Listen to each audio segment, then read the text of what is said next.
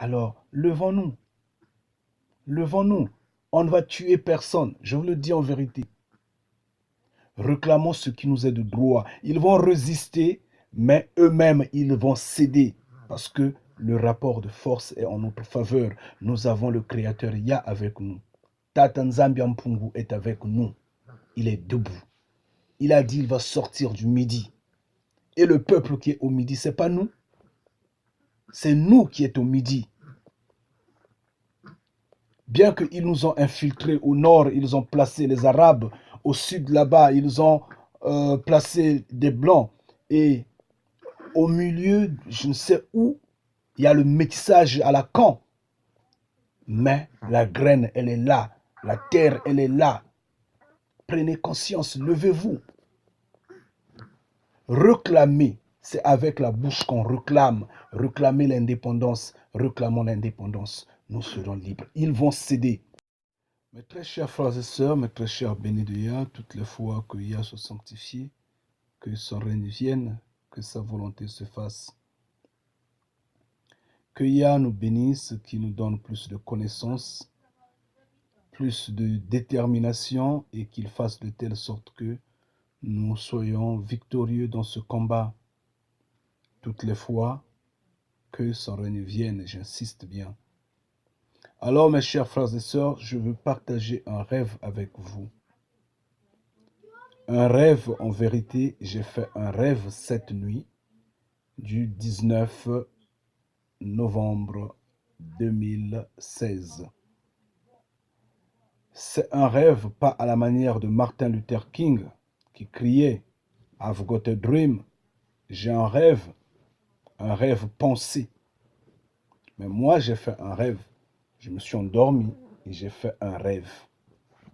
C'est pas un cauchemar. C'est pas peut-être un songe. Je dis bien un rêve. Mais j'ai trouvé un côté tout à fait positif dans ce rêve-là et ce côté que je voudrais partager avec vous. Ce n'est pas dans mes habitudes de raconter mes rêves, mes enfants, comprenez-moi s'il vous plaît. Alors, qu'est-ce qui s'est passé dans ce rêve-là? Je me suis retrouvé sur la terre africaine. J'étais dans l'ambiance de la famille. Nous étions nombreux. C'est comme si nous étions dans un château. Et à l'intérieur de ce grand château, de cette grande maison, nous étions entre la joie, les douleurs, les pleurs, les grincements de dents, vraiment une panique totale. Mais c'est comme si j'étais également déporté, l'oreille écoutant à l'extérieur, où j'entendais des gens qui mijotaient, comme notre ancêtre David l'avait bien dit que les nations sont en train de mijoter, en train de parler, de balbutier. Ils sont en train de comploter en disant allons, exterminons-les au milieu des nations, exterminons-les de leur terre, exterminons-les sur la surface de la terre. C'est comme si c'est ce que j'entendais. Et dernièrement, et finalement, nous étions là, des hommes en armes sont arrivés, ils sont rentrés dans la maison. Malheureusement, ils étaient coincés. Coincés parce qu'en fait, ça fumait, en fait, ça dégageait, ça sentait le gaz partout. Donc, ils ne pouvaient pas tirer une balle. Non, en fait, ils ne pouvaient pas tirer un coup d'arme. Sinon, la maison, en fait, le village, l'endroit où nous étions, allait se transformer en feu. Ils ne pouvaient pas fumer, ils ne pouvaient pas brûler la maison, parce qu'eux-mêmes se retrouvaient coincés dans ce gaz-là qui embaumait, qui enveloppait la maison. Et nous étions tous là. Finalement, ils se sont décidés de faire la paix avec nous. Bien qu'à contre-cœur, ils étaient en train de penser comment faire pour que tous soyons en vie, eux comme nous.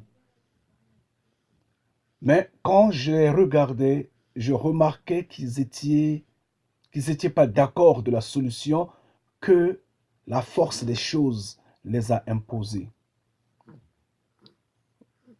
Finalement, je me suis réveillé. Voilà la partie du rêve que j'ai voulu partager avec vous. Dernièrement, je disais que la force des choses, le rapport de force est en notre faveur aujourd'hui. Ce que je disais, chers frères et sœurs, chers bénis de Yah, chers Africains, prenons conscience. Le rapport de force est en notre faveur. L'Occident et le reste du monde qui de tout temps mijotent contre nous n'ont qu'avec eux la violence, la méchanceté, les envies, la jalousie. Ils n'ont qu'avec eux les grosses armes. Ils ont des bombes atomiques, ils ont des bombes à neutrons, ils ont je ne sais de quelles bombes et autres, des missiles balistiques et autres, des armes bactériologiques, biologiques et autres. Tout ce qu'ils ont, ils ne pourront plus s'en servir avec de nos jours. Ils sont coincés. S'ils en utilisent, ne fût-ce que pour un instant, c'est pour mettre la planète tout entière dans un danger, dans un coma total. Et ça, ils en savent, ils en connaissent, ils en ont conscience. C'est pourquoi ils ont pour refuge les bunkers. Parce qu'ils se disent, si dans le cas où ça s'embrase en surface, ils peuvent se cacher sous terre. Mais cependant, personne également ne voudrait qu'ils se cachent sous terre parce que, qu'on le veuille ou pas, la force des choses, la nature va les rattraper. Qu'on le veuille ou pas, les champignons atomiques qui seront déposés sur terre vont les rattraper. Ils le savent, ils sont conscients. Alors, comme dans cette maison-là, quand ils ont hésité de mettre le feu, parce qu'il y avait du gaz, de même, ils sont en train d'hésiter de mettre le feu sur terre. C'est pourquoi je dis et je crie toujours que la Russie ne peut pas attaquer les États-Unis, la France ne peut pas attaquer l'Angleterre, le Pakistan ne peut pas attaquer la Chine, ainsi de suite. Ils peuvent avoir des petits problèmes parce que les problèmes d'État, c'est ainsi, c'est courant. Mais se battre comme serait une guerre, c'est une impossibilité. Donc entre eux, ils s'entendent parce qu'ils ont des armes atomiques, parce qu'ils ont ces armes. Mais cependant, la bête qu'il faut broyer, c'est nous, l'homme noir, c'est nous, l'Afrique. C'est nous qui sommes coincés dans des îles. Ce peuple qui jusqu'alors ne comprend pas qui il est. Mais nous sommes en train de crier. Et nous vous appelons, levez-vous. Levez-vous, non pour vous battre, mais réclamer l'indépendance. Levez-vous, non pour briser ce qui ne vous appartient pas, mais pour crier au scandale en disant arrêtez les conventions que vous avez fait signer à nos ancêtres. Nous connaissons maintenant la vérité. Suspendez ces conventions-là. Donnez-nous la liberté qu'il faut. Courons maintenant sur le chemin de l'évolution tous ensemble. Contrairement, c'est le feu total. Contrairement, c'est la destruction. Et ça, on doit le comprendre. Chers frères et sœurs, chers bénis de Yah, chers Africains, chers Noirs, je vous en prie, pourquoi ne prenez-vous pas conscience? Jusqu'alors, franchement, vous ne vous en rendez pas compte que nous sommes en train de perdre, non? Sur tous les terrains. Il n'y a pas un problème qui peut nous consoler. Il n'y a pas un succès qui nous console. Nous sommes rattrapés à la minute qui suit. Alors, levons-nous. Levons-nous. On ne va tuer personne. Je vous le dis en vérité. Réclamons ce qui nous est de droit. Ils vont résister, mais eux-mêmes, ils vont céder. Parce que le rapport de force est en notre faveur. Nous avons le Créateur Yah avec nous. Tata Nzambi Mpungu est avec nous. Il est debout. Il a dit qu'il va sortir du midi. Et le peuple qui est au midi, ce n'est pas nous. C'est nous qui est au midi. Bien qu'ils nous ont infiltrés au nord, ils ont placé les Arabes. Au sud, là-bas, ils ont placé des Blancs. Et au milieu, je ne sais où, il y a le métissage à la Caen. Mais la graine, elle est là. La terre, elle est là. Prenez conscience, levez-vous. Réclamer, c'est avec la bouche qu'on réclame. Réclamer l'indépendance, réclamons l'indépendance. Nous serons libres. Ils vont céder. Maintenant, si on ne le réclame pas, je vous le dis en vérité, comme je vous l'ai toujours dit, que Tata Nzambi Mpungu, que le Créateur Yah, le Tout-Puissant, va nous pourchasser. Il va nous pourchasser, il va nous imposer une douleur, pas comme avant, comme nous sommes en train de souffrir maintenant là. Ça, c'est rien. En un laps de temps, nous allons souffrir, nous serions exterminés bien avant qu'il n'achève le reste des nations, bien avant qu'il ne détruise l'humanité tout entière. Il va d'abord nous punir parce que nous sommes têtus pour rien. Nous n'arrivons à comprendre rien du tout.